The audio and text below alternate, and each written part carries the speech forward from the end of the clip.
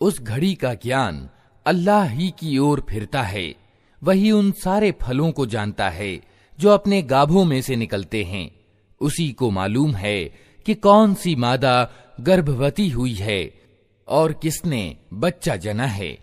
फिर जिस दिन वो इन लोगों को पुकारेगा कि कहाँ हैं मेरे वे साझीदार, ये कहेंगे हम निवेदन कर चुके हैं, आज हम में से कोई इसकी गवाही देने वाला नहीं है। उस समय वे सारे आराध्य इनसे गुम हो जाएंगे जिन्हें ये इससे पहले पुकारते थे, और ये लोग समझ लेंगे कि इनके लिए अब कोई पनाह लेने की जगह नहीं है। इंसान कभी भलाई की दुआ मांगते नहीं थकता, और जब कोई आफत इस पर आ जाती है तो निराश हो जाता है और जी तोड़ बैठता है। मगर ज्यों ही कि कठिन समय बीत जाने के बाद हम इसे अपनी दयालुता का मजा चखाते हैं, ये कहता है कि मैं इसी का हकदार हूं और मैं नहीं समझता कि कयामत कभी आएगी। लेकिन अगर वास्तव में मैं अपने रब की ओर पलटाया गया तो वहां भी मजे करूंगा। हालांकि इनकार करने वालों को लाजमी तौर पर हम बताकर रहेंगे कि वे क्या करके आए हैं, और उन्हें हम बड़े गंदे अजाब का मजा चखाएंगे। इंसान को जब हम नेमत देते हैं तो वो मुंह फेरता है और अकड़ जाता है, और जब उसे कोई आफत छू जाती है तो बड़ी लंबी चौड़ी दुआएं करने लगता है। ऐ नबी, इनसे कहो, कभी तुमने ये भी सोचा कि अगर वास्तव में ये कुरान अल्लाह ही की ओर से हुआ और तुम इसका इनकार करते रहे, तो उस व्यक्ति से बढ़कर भटका हुआ और कौन होगा जो इसके विरोध में दूर तक निकल गया हो। जल्द ही हम इनको अपनी निशानियां बाहरी दुनिया में भी दिखाएंगे और इनके अपने अंतःकरण में भी, यहां तक कि इन पर यह बात खुल जाएगी कि ये कुरान वास्तव में सत्य है। क्या ये बात काफी नहीं है कि तेरा रब हर चीज का साक्षी है? सावधान रहो, ये लोग अपने रब से मिलन में शक रखते हैं। सुन रखो, वो हर चीज को अपने घेरे में लिए हुए है।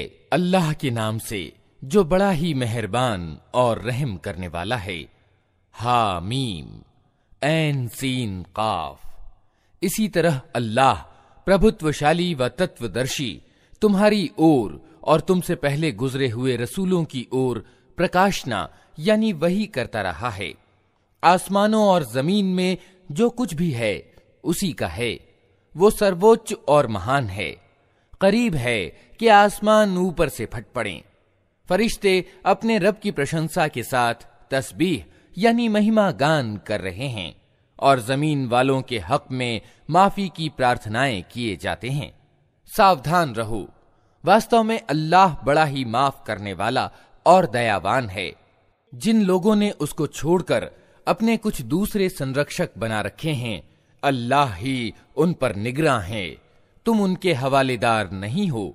हां, इसी तरह ए नबी, ये अरबी कुरान हमने तुम्हारी ओर वही किया है ताकि तुम बस्तियों के केंद्र यानी मक्का शहर और उसके चारों ओर रहने वालों को सचेत कर दो, और इकट्ठा होने के दिन यानी क़यामत से डरा दो, जिसके आने में कोई शक नहीं। एक गिरोह को जन्नत में जाना है और दूसरे गिरोह को दोज़ख में। अगर अल्लाह चाहता तो इन सबको एक ही समुदाय यानी उम्मत बना देता, मगर वो जिसे चाहता है अपनी दयालुता में प्रवेश कराता है, और जालिमों का न कोई संरक्षक है न सहायक। क्या ये ऐसे नादान हैं कि इन्होंने उसे छोड़कर दूसरे संरक्षक बना रखे हैं? संरक्षक तो अल्लाह ही है, वही मुर्दों को जिंदा करता है और उसे हर चीज की सामर्थ्य प्राप्त है। तुम्हारे बीच जिस मामले में भी विभेद हो उसका फैसला करना अल्लाह का काम है। वही अल्लाह मेरा रब है, उसी पर मैंने भरोसा किया और उसी की ओर मैं रुजू करता हूं।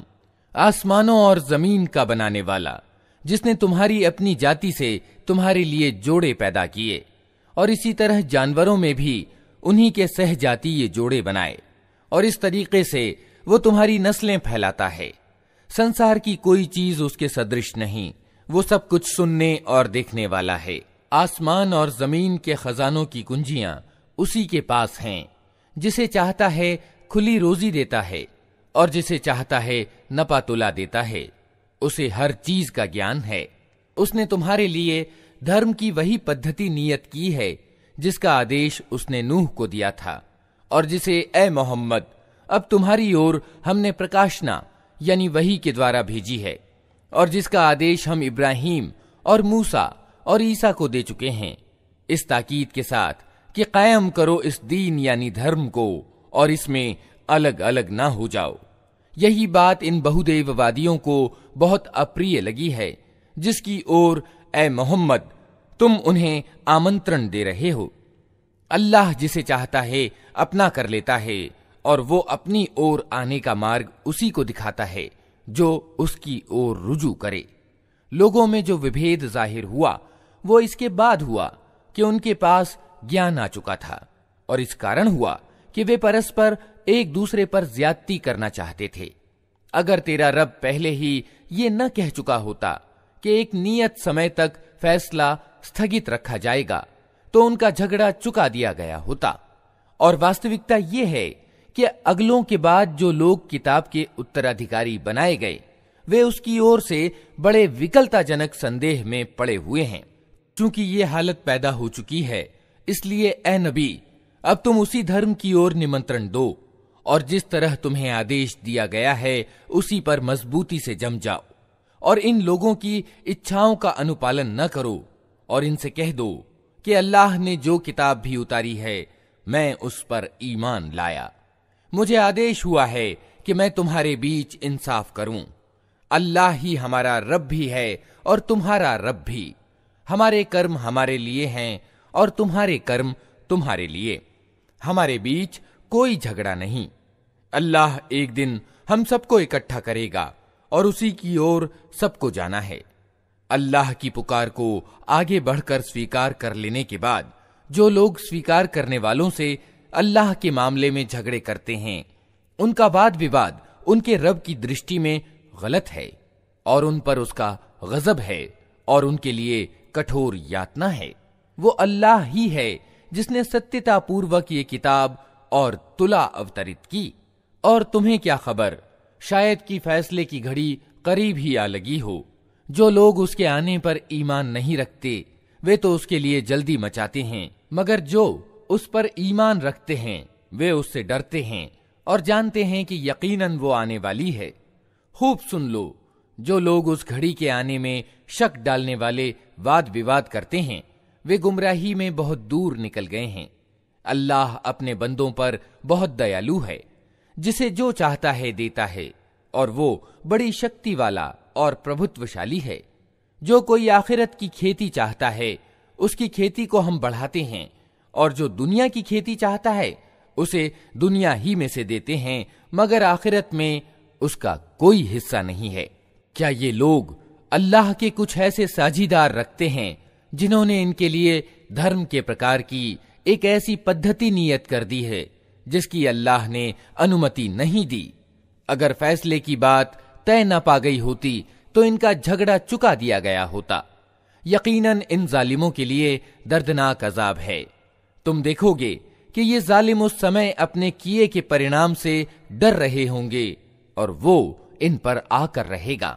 इसके विपरीत जो लोग ईमान ले आए हैं और जिन्होंने अच्छे कर्म किए हैं वे जन्नत के बागों में होंगे। जो कुछ भी वे चाहेंगे अपने रब के यहां पाएंगे। यही बड़ा अनुग्रह है। यह है वो चीज जिसकी खुशखबरी अल्लाह अपने उन बंदों को देता है जिन्होंने मान लिया और अच्छे कर्म किए। ऐ नबी, इन लोगों से कह दो कि मैं इस काम पर तुमसे किसी बदले का उम्मीदवार नहीं हूं, अलबत्ता समीपता का प्रेम भाव जरूर चाहता हूं। जो कोई भलाई कमाएगा हम उसके लिए इस भलाई में अच्छाई की बढ़ोतरी कर देंगे। यकीनन अल्लाह बड़ा माफ करने वाला और गुणग्राहक है। क्या ये लोग कहते हैं कि इस व्यक्ति ने अल्लाह पर झूठा आरोप घड़ लिया है? अगर अल्लाह चाहे तो तुम्हारे दिल पर ठप्पा लगा दे। वो असत्य को मिटा देता है और सत्य को अपने आदेशों से सत्य कर दिखाता है। वो सीनों के छिपे हुए रहस्य जानता है। वही है जो अपने बंदों से तौबा कबूल करता है और बुराइयों को माफ करता है। हालांकि तुम लोगों के सब कर्मों का उसे ज्ञान है। वो ईमान लाने वालों और अच्छे कर्म करने वालों की दुआ को कबूल करता है और अपने अनुग्रह से उनको और ज्यादा देता है। रहे इनकार करने वाले तो उनके लिए कठोर सजा है। अगर अल्लाह अपने सब बंदों को खुली रोजी दे देता तो वे जमीन में सरकशी का तूफान खड़ा कर देते, मगर वो एक हिसाब से जितनी चाहता है उतारता है। यकीनन वो अपने बंदों की खबर रखने वाला है और उन पर निगाह रखता है। वही है जो लोगों के निराश हो जाने के बाद मेह बरसाता है और अपनी दयालुता फैला देता है, और वही प्रशंसा योग्य संरक्षक है। उसकी निशानियों में से है ये धरती और आसमानों की रचना और ये सजीव रचनाएं जो उसने दोनों जगह फैला रखी हैं। वो जब चाहे उन्हें इकट्ठा कर सकता है। तुम लोगों पर जो मुसीबत भी आई है तुम्हारे अपने हाथों की कमाई से आई है, और बहुत से अपराधों को वो वैसे ही माफ करता जाता है। तुम जमीन में अपने अल्लाह को निरुपाय कर देने वाले नहीं हो, और अल्लाह के मुकाबले में तुम कोई संरक्षक और सहायक नहीं रखते। उसकी निशानियों में से हैं ये जहाज जो समुद्र में पहाड़ों की तरह दिखाई देते हैं। अल्लाह जब चाहे हवा को ठहरा दे और ये समुद्र की पीठ पर खड़े के खड़े रह जाएं। इसमें बड़ी निशानियां हैं हर उस व्यक्ति के लिए जो पूर्णतः सब्र से काम करने वाला और कृतज्ञता दिखाने वाला हो, या उन पर सवार होने वालों के बहुत से गुनाहों को माफ करते हुए उनकी कुछ ही करतूतों के बदले में उन्हें डुबो दे। और उस समय हमारी आयतों में झगड़े करने वालों को पता चल जाए कि उनके लिए कोई पनाह की जगह नहीं है। जो कुछ भी तुम लोगों को दिया गया है वो सिर्फ दुनिया की कुछ दिनों की जिंदगी का सामान है, और जो कुछ अल्लाह के यहाँ है वो अच्छा भी है और बाकी रहने वाला भी। वो उन लोगों के लिए है जो ईमान लाए हैं और अपने रब पर भरोसा करते हैं, जो बड़े बड़े गुनाहों और अश्लील कर्मों से बचते हैं, और अगर गुस्सा आ जाए तो माफ कर जाते हैं, जो अपने रब का आदेश मानते हैं, नमाज कायम करते हैं, अपने मामले आपस के परामर्श से चलाते हैं। हमने जो कुछ भी रोजी उन्हें दी है उसमें से खर्च करते हैं, और जब उन पर ज्यादती की जाती है तो उसका मुकाबला करते हैं। बुराई का बदला वैसी ही बुराई है, फिर जो कोई माफ कर दे और सुधार करे उसका बदला अल्लाह के जिम्मे है। अल्लाह जालिमों को पसंद नहीं करता, और जो लोग जुल्म होने के बाद बदला लें तो उनकी निंदा नहीं की जा सकती। निंदनीय तो वे हैं जो दूसरों पर जुल्म करते हैं और जमीन में नाहक ज्यादतियां करते हैं। ऐसे लोगों के लिए दर्दनाक अजाब है। अलबत्ता जो व्यक्ति सब्र से काम ले और माफ करे तो ये बड़े साहसपूर्ण कामों में से है। जिसको अल्लाह ही गुमराही में फेंक दे उसका कोई संभालने वाला अल्लाह के बाद नहीं है। तुम देखोगे कि ये जालिम जब अजाब देखेंगे तो कहेंगे अब पलटने की भी कोई राह है, और तुम देखोगे कि ये जहन्नम के सामने जब लाए जाएंगे तो अपमान के कारण झुके जा रहे होंगे और उसको निगाह बचा बचा कर कनखियों से देखेंगे। उस समय वे लोग जो ईमान लाए थे कहेंगे कि वास्तव में वास्तविक घाटा उठाने वाले वही हैं जिन्होंने आज क़यामत के दिन अपने आप को और अपने संबंधियों को घाटे में डाल दिया। सावधान रहो, जालिम लोग स्थायी अजाब में होंगे और उनके कोई समर्थक और संरक्षक न होंगे जो अल्लाह के मुकाबले में उनकी सहायता को आए। जिसे अल्लाह गुमराही में फेंक दे उसके लिए बचाव की कोई राह नहीं। मान लो अपने रब की बात पहले इससे कि वो दिन आए जिसके टलने का कोई उपाय अल्लाह की ओर से नहीं है। उस दिन तुम्हारे लिए कोई पनाह लेने की जगह न होगी और न कोई तुम्हारी हालत को बदलने की कोशिश करने वाला होगा। अब अगर ये लोग मुंह मोड़ते हैं तो ए नबी, हमने तुमको इन पर निगहबान बनाकर तो नहीं भेजा है, तुम पर तो सिर्फ बात पहुंचा देने की जिम्मेदारी है। इंसान का हाल ये है कि जब हम उसे अपनी दयालुता का मजा चखाते हैं तो उस पर फूल जाता है, और अगर उसके अपने हाथों का किया धरा किसी मुसीबत के रूप में उस पर उलट पड़ता है तो बड़ा कृतघ्न बन जाता है। अल्लाह जमीन और आसमानों की बादशाही का मालिक है। जो कुछ चाहता है पैदा करता है, जिसे चाहता है लड़कियां देता है, जिसे चाहता है लड़के देता है, जिसे चाहता है लड़के और लड़कियां मिला जुला कर देता है, और जिसे चाहता है बांझ कर देता है। वो सब कुछ जानता है और हर चीज की सामर्थ्य रखता है। किसी इंसान का ये मकाम नहीं है कि अल्लाह उससे आमने सामने बात करे। उसकी बात या तो वही यानी संकेत के तौर पर होती है या पर्दे के पीछे से, या फिर वो कोई संदेश वाहक यानी फरिश्ता भेजता है और वो उसके आदेश से जो कुछ चाहता है प्रकाशना व्यक्त करता है। वो सर्वोच्च और तत्वदर्शी है। और इसी प्रकार ए नबी, हमने अपने आदेश से एक रूह यानी प्राण एवं सार तत्व तुम्हारी ओर प्रकाशना की है। तुम्हें कुछ पता न था कि किताब क्या होती है और ईमान क्या होता है, मगर उस रूह को हमने एक प्रकाश बना दिया, जिससे हम मार्ग दिखाते हैं अपने बंदों में से जिसे चाहते हैं। यकीनन तुम सीधे मार्ग की ओर पथ प्रदर्शन कर रहे हो, उस अल्लाह के मार्ग की ओर जो जमीन और आसमानों की हर चीज का मालिक है। सावधान रहो, सारे मामले अल्लाह ही की ओर रुजू करते हैं। अल्लाह के नाम से जो बड़ा ही मेहरबान और रहम करने वाला है। हामीम। कसम है इस स्पष्ट किताब की कि हमने इसे अरबी भाषा का कुरान बनाया है ताकि तुम लोग इसे समझो, और वास्तव में ये मूल किताब में अंकित है।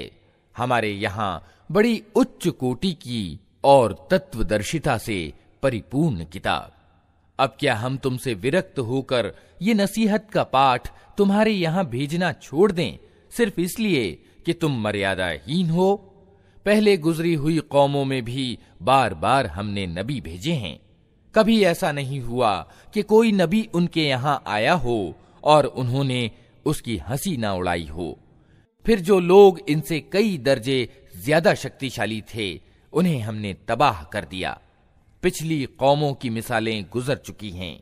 अगर तुम इन लोगों से पूछो कि जमीन और आसमानों को किसने पैदा किया है, तो ये खुद कहेंगे कि उन्हें उसी प्रभुत्वशाली सर्वज्ञ सत्ता ने पैदा किया है।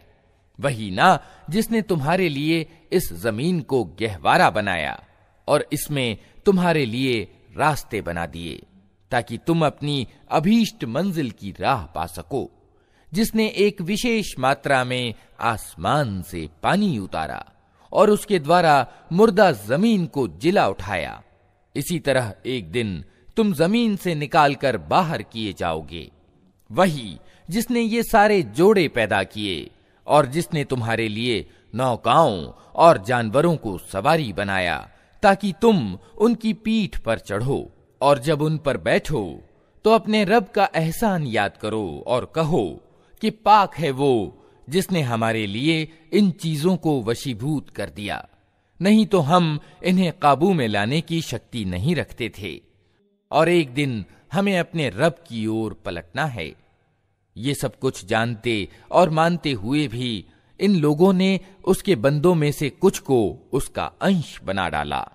वास्तविकता ये है कि इंसान खुला कृतघ्न है।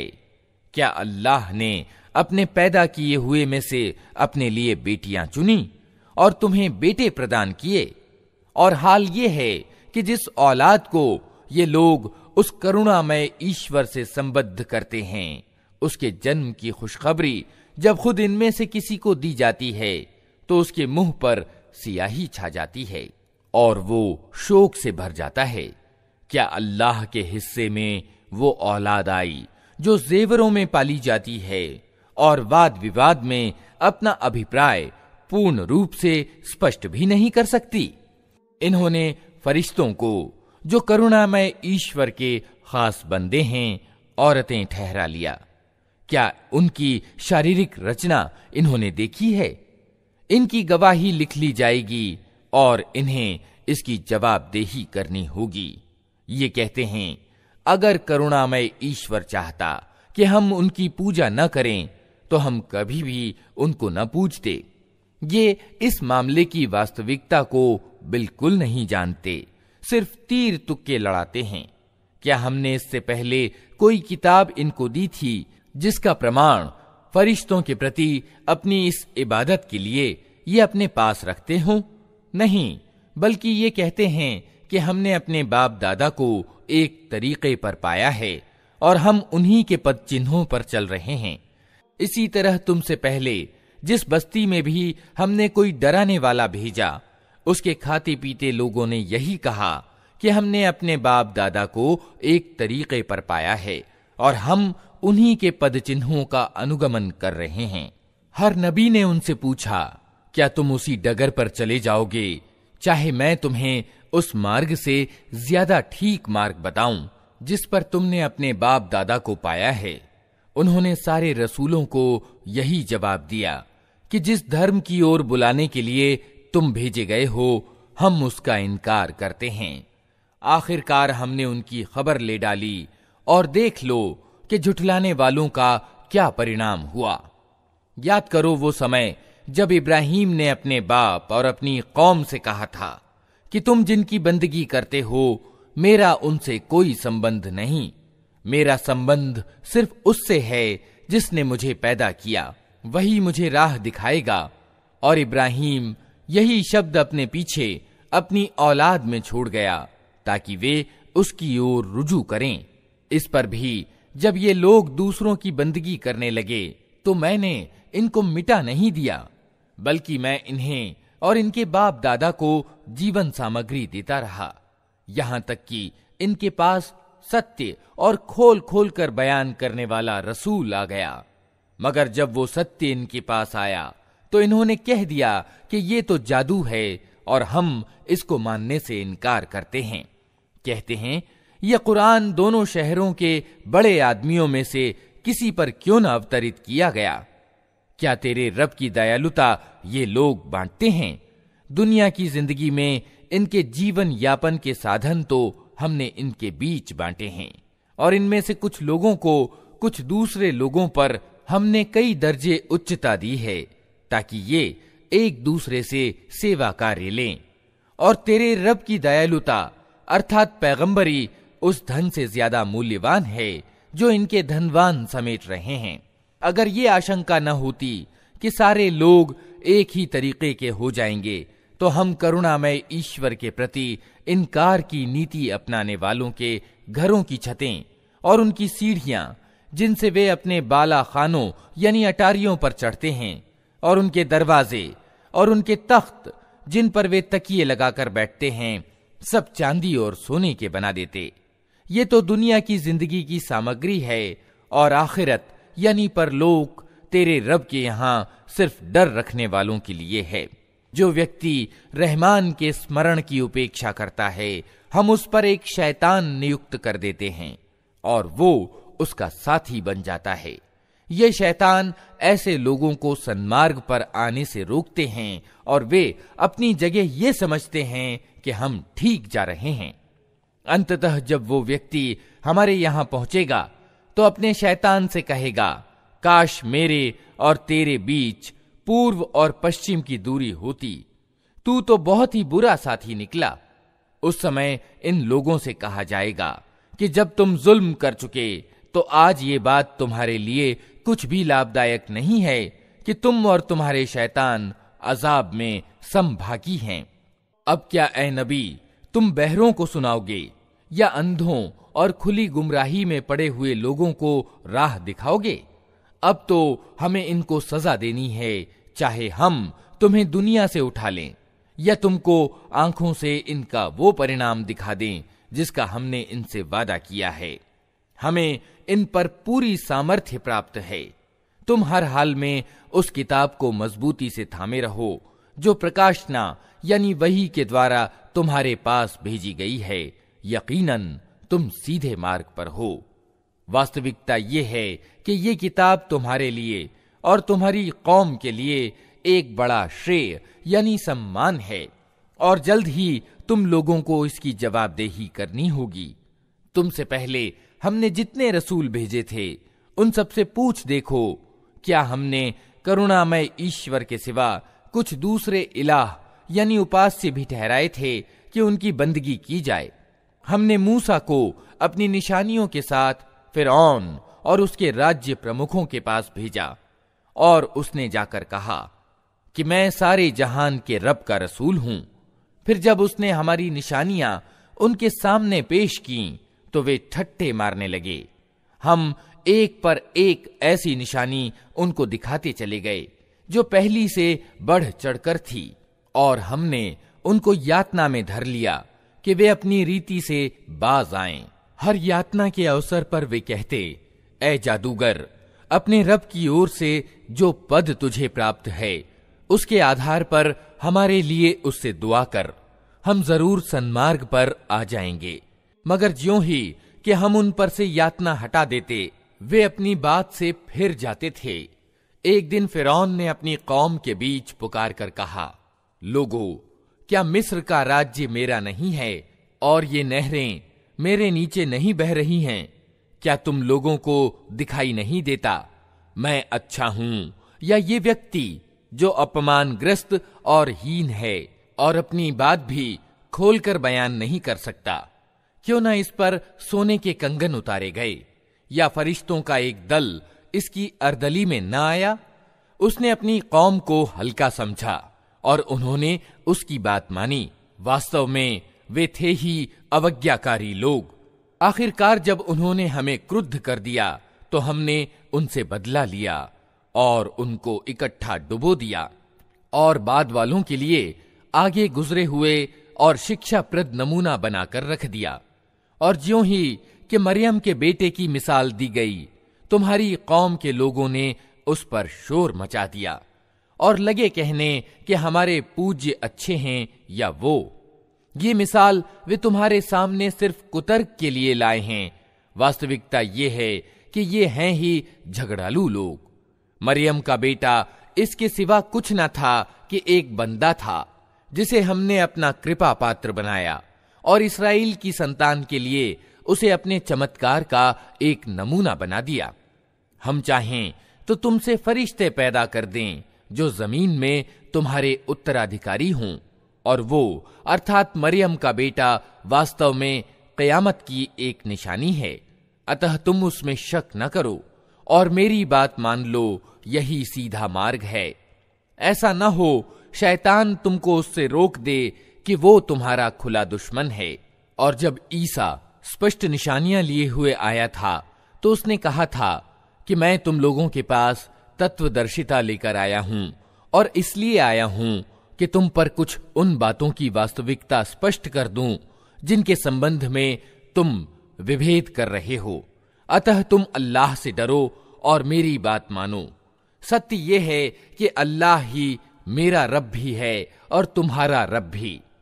उसी की तुम बंदगी करो, यही सीधा मार्ग है। मगर उसकी इस स्पष्ट शिक्षा के बावजूद गिरोहों ने परस्पर विभेद किया। अतः तबाही है उन लोगों के लिए जिन्होंने जुल्म किया, एक दुखद दिन के अजाब से। क्या ये लोग अब बस इसी चीज के इंतजार में हैं कि अचानक इन पर क़यामत आ जाए और इन्हें खबर भी ना हो? वो दिन जब आएगा तो डर रखने वालों को छोड़कर बाकी सब दोस्त एक दूसरे के दुश्मन हो जाएंगे। उस दिन उन लोगों से जो हमारी आयतों पर ईमान लाए थे और आज्ञाकारी बनकर रहे थे कहा जाएगा कि ऐ मेरे बंदो, आज तुम्हारे लिए कोई डर नहीं और ना तुम्हें कोई चिंता सताएगी। दाखिल हो जाओ जन्नत में, तुम और तुम्हारी पत्नियां, तुम्हें खुश कर दिया जाएगा। उनके आगे सोने की थालियां और जाम सागर फिराए जाएंगे, और हर मन भाती और निगाहों को लज्जत देने वाली चीज वहां मौजूद होगी। उनसे कहा जाएगा, तुम अब यहां हमेशा रहोगे। तुम इस जन्नत के वारिस अपने उन कर्मों के कारण हुए हो जो तुम दुनिया में करते रहे। तुम्हारे लिए यहाँ ढेर सारे मेवे मौजूद हैं जिन्हें तुम खाओगे। रहे अपराधी तो वे हमेशा जहन्नम के अजाब में ग्रस्त रहेंगे, कभी उनके अजाब में कमी न होगी और वे उसमें निराश पड़े होंगे। उन पर हमने जुल्म नहीं किया, बल्कि वे खुद ही अपने ऊपर जुल्म करते रहे। वे पुकारेंगे, ऐ मालिक, तेरा रब हमारा काम ही तमाम कर दे तो अच्छा है। वो जवाब देगा, तुम यूं ही पड़े रहोगे। हम तुम्हारे पास हक यानी सत्य लेकर आए थे, मगर तुम में से ज्यादातर को हक ही अप्रिय था। क्या इन लोगों ने कोई कार्रवाई करने का फैसला कर लिया है?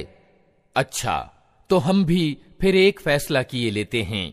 क्या इन्होंने ये समझ रखा है कि हम इनकी रहस्य की बातें और इनकी कानाफूसियां सुनते नहीं हैं? हम सब कुछ सुन रहे हैं और हमारे फरिश्ते इनके पास ही लिख रहे हैं। इनसे कहो, अगर वास्तव में रहमान यानी करुणामय ईश्वर की कोई संतान होती तो सबसे पहले इबादत करने वाला मैं होता। पाक है आसमानों और जमीन का शासक, सिंहासन का मालिक, उन सारी बातों से जो ये लोग उससे जोड़ते हैं। अच्छा, इन्हें अपने तथ्यहीन विचारों में निमग्न और अपने खेल में व्यस्त रहने दो, यहां तक कि ये अपना वो दिन देख लें जिससे इन्हें डराया जा रहा है। वही एक आसमान में भी इलाह यानी ईश्वर है और जमीन में भी इलाह यानी ईश्वर, और वही तत्वदर्शी और सर्वज्ञ है। बहुत उच्च और सर्वोपरि है वो जिसके अधिकार में जमीन और आसमानों और हर उस चीज की बादशाही है जो जमीन और आसमानों के बीच पाई जाती है। और वही क़यामत की घड़ी का ज्ञान रखता है और उसी की ओर तुम सब पलटाए जाने वाले हो।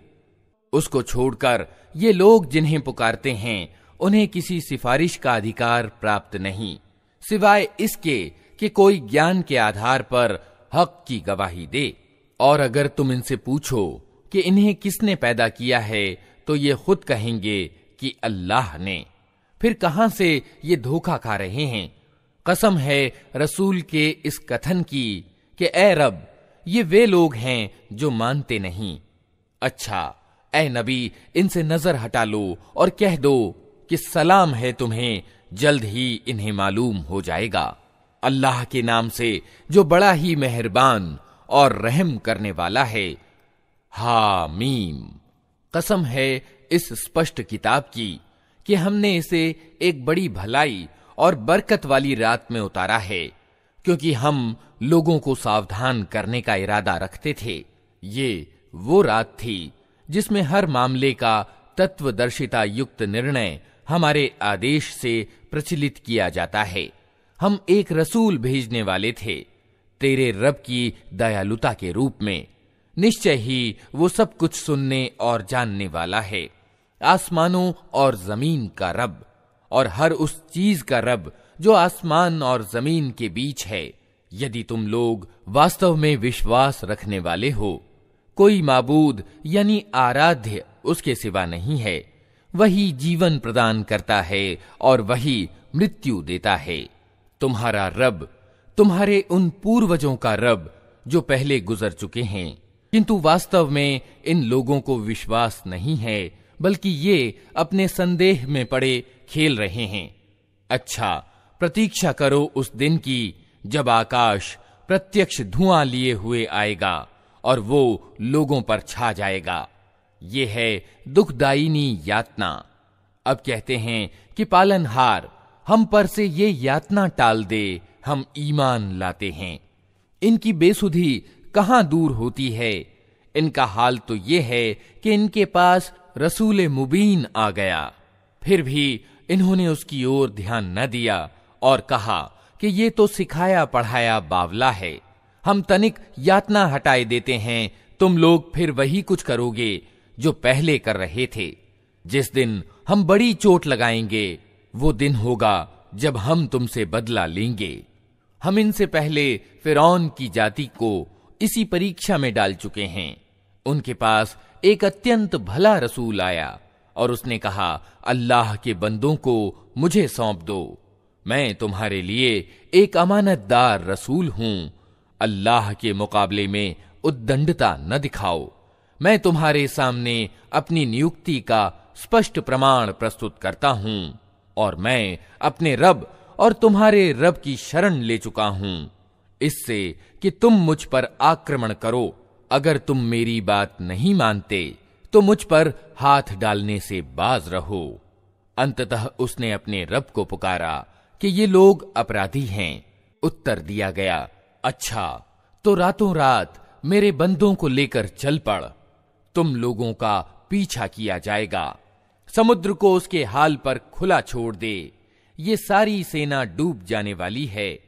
कितने ही बाग और स्रोत और खेत और भव्य महल थे जो वे छोड़ गए, कितनी ही सुख सामग्री जिनमें वे मजे कर रहे थे उनके पीछे धरी रह गई। ये हुआ उनका परिणाम और हमने दूसरों को इन चीजों का उत्तराधिकारी बना दिया। फिर न आकाश उन पर रोया न धरती, और तनिक सी मोहलत भी उनको न दी गई।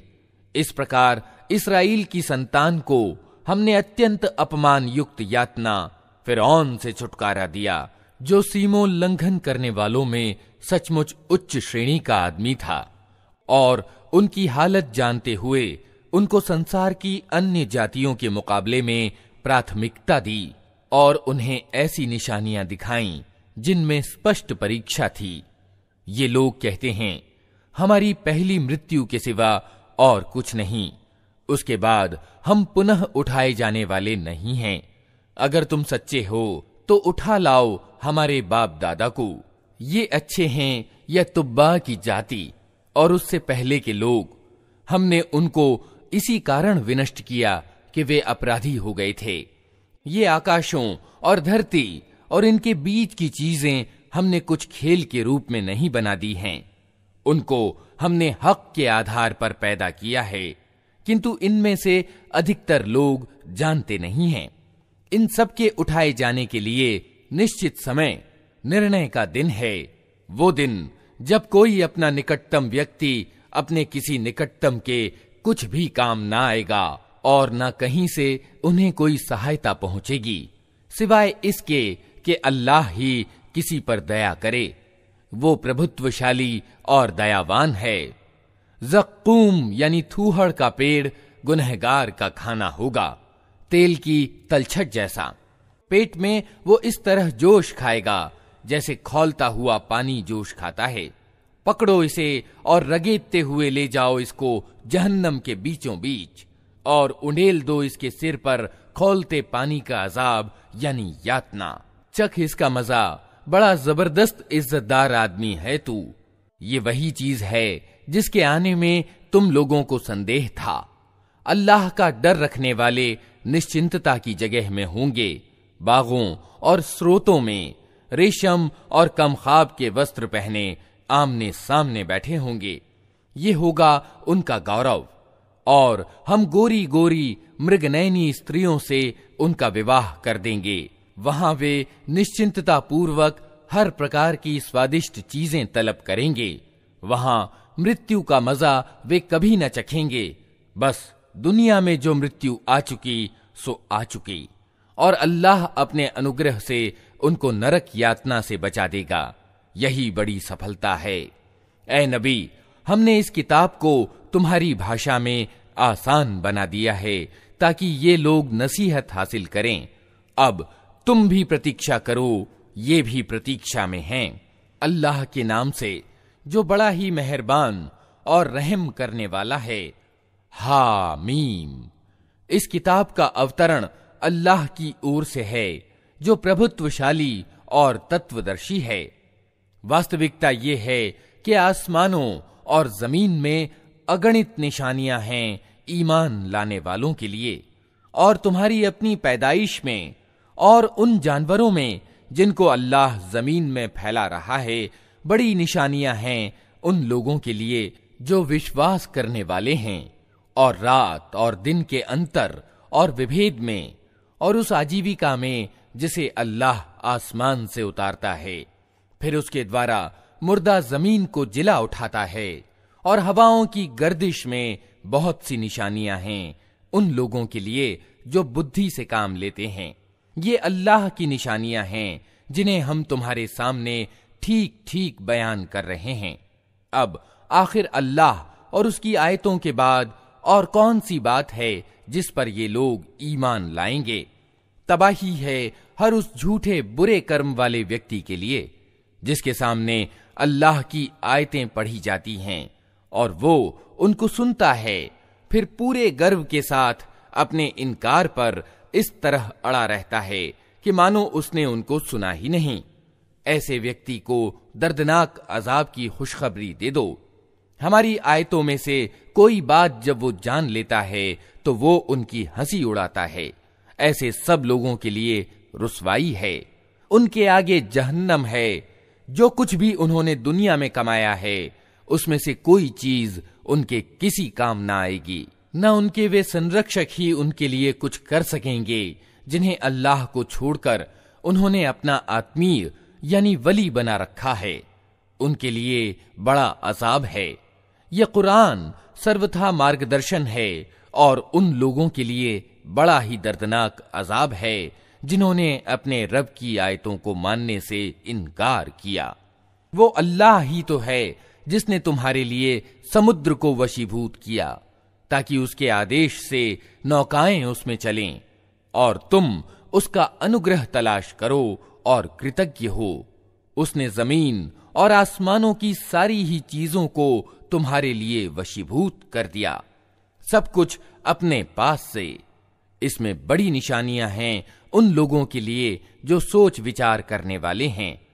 ऐ नबी, ईमान लाने वालों से कह दो कि जो लोग अल्लाह की ओर से बुरे दिन आने की कोई आशंका नहीं रखते, उनकी हरकतों पर क्षमा से काम लें, ताकि अल्लाह खुद एक गिरोह को उसकी कमाई का बदला दे। जो कोई अच्छा कर्म करेगा अपने ही लिए करेगा, और जो बुराई करेगा वो खुद ही उसकी सजा भुगतेगा। फिर जाना तो सबको अपने रब ही की ओर है। इससे पहले इस्राएल की संतान को हमने किताब और हुक्म यानी समझ और निर्णय शक्ति और नबूवत यानी पैगंबरी प्रदान की थी। उनको हमने अच्छी जीवन सामग्री दी, दुनिया भर के लोगों पर उन्हें श्रेष्ठता प्रदान की और धर्म के विषय में उन्हें स्पष्ट आदेश दे दिए। फिर जो विभेद उनके बीच प्रकट हुआ वो अज्ञान के कारण से नहीं बल्कि ज्ञान ना जाने के बाद हुआ, और इस कारण हुआ कि वे परस्पर एक दूसरे पर ज्यादती करना चाहते थे। अल्लाह कयामत के दिन उन मामलों का फैसला कर देगा जिनमें वे विभेद करते रहे हैं। इसके बाद अब ए नबी, हमने तुमको धर्म के मामले में एक खुले मार्ग यानी शरीयत पर कायम किया है, अतः तुम उसी पर चलो और उन लोगों की इच्छाओं का अनुपालन न करो जो ज्ञान नहीं रखते। अल्लाह के मुकाबले में वे तुम्हारे कुछ भी काम नहीं आ सकते। जालिम लोग एक दूसरे के साथी हैं और डर रखने वालों का साथी अल्लाह है। ये सूझ की रोशनियां हैं सब लोगों के लिए और मार्गदर्शन और दयालुता उन लोगों के लिए जो विश्वास करें। क्या वे लोग जिन्होंने बुराइयां की हैं ये समझे बैठे हैं कि हम उन्हें और ईमान लाने वालों और अच्छे कर्म करने वालों को एक जैसा कर देंगे कि उनका जीना और मरना समान हो जाए? बहुत बुरे हुक्म हैं जो ये लोग लगाते हैं। अल्लाह ने तो आसमानों और जमीन को हक के साथ पैदा किया और इसलिए किया है कि प्रत्येक प्राणी को उसकी कमाई का बदला दिया जाए। लोगों पर जुल्म हरगिज न किया जाएगा। फिर क्या तुमने कभी उस व्यक्ति की हालत पर भी विचार किया जिसने अपने मन की इच्छा को अपना खुदा बना लिया और अल्लाह ने ज्ञान के होते हुए उसे गुमराही में फेंक दिया और उसके दिल और कानों पर ठप्पा लगा दिया और उसकी आंखों पर पर्दा डाल दिया?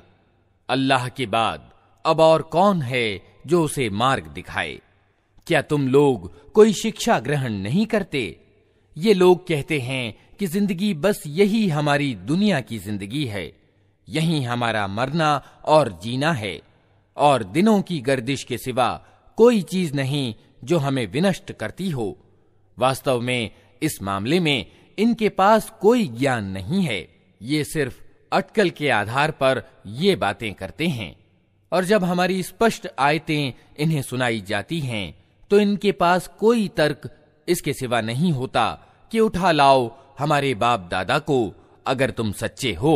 ऐ नबी, इनसे कहो, अल्लाह ही तुम्हें जिंदगी प्रदान करता है, फिर वही तुम्हें मौत देता है, फिर वही तुमको उस क़यामत के दिन इकट्ठा करेगा जिसके आने में कोई शक नहीं, मगर अधिकतर लोग जानते नहीं हैं। जमीन और आसमानों का राज यानी बादशाही अल्लाह ही की है, और जिस दिन क़यामत की घड़ी आ खड़ी होगी उस दिन झूठ वाले घाटे में पड़ जाएंगे।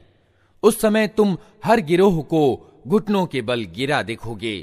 हर गिरोह को पुकारा जाएगा कि आए और अपना कर्म पत्र देखे। उनसे कहा जाएगा, आज तुम लोगों को उन कर्मों का बदला दिया जाएगा जो तुम करते रहे थे। ये हमारा तैयार कराया हुआ कर्म पत्र है जो तुम्हारे ऊपर ठीक ठीक गवाही दे रहा है। जो कुछ भी तुम करते थे उसे हम लिखवाते जा रहे थे। फिर जो लोग ईमान लाए थे और अच्छे कर्म करते रहे थे उन्हें उनका रब अपनी दयालुता में दाखिल करेगा, और यही खुली सफलता है। और जिन लोगों ने इनकार किया था उनसे कहा जाएगा, क्या मेरी आयतें तुमको नहीं सुनाई जाती थीं? मगर तुमने घमंड किया और अपराधी बनकर रहे। और जब कहा जाता था कि अल्लाह का वादा सच्चा है और क़यामत के आने में कोई शक नहीं, तो तुम कहते थे कि हम नहीं जानते क़यामत क्या होती है, हम तो बस एक गुमान सा रखते हैं, विश्वास हमको नहीं है। उस समय उन पर उनके कर्मों की बुराइयां खुल जाएंगी और वे उसी चीज के फेरे में आ जाएंगे जिसकी वे हंसी उड़ाया करते थे। और उनसे कहा जाएगा कि आज हम भी उसी तरह तुम्हें भुलाए देते हैं जिस तरह तुम इस दिन की भेंट को भूल गए थे। तुम्हारा ठिकाना अब दोज़ख है और कोई तुम्हारी सहायता करने वाला नहीं है। ये तुम्हारा परिणाम इसलिए हुआ है कि तुमने अल्लाह की आयतों का मजाक बना लिया था और तुम्हें दुनिया की जिंदगी ने धोखे में डाल दिया था। अतः आज न ये लोग दोज़ख से निकाले जाएंगे और उनसे कहा जाएगा कि माफी मांगकर अपने रब को राजी करो। अतः प्रशंसा अल्लाह ही के लिए है जो जमीन और आसमानों का मालिक और सारे जहान वालों का पालन करता है। जमीन और आसमानों में बड़ाई उसी के लिए है और वही प्रभुत्वशाली और तत्वदर्शी है।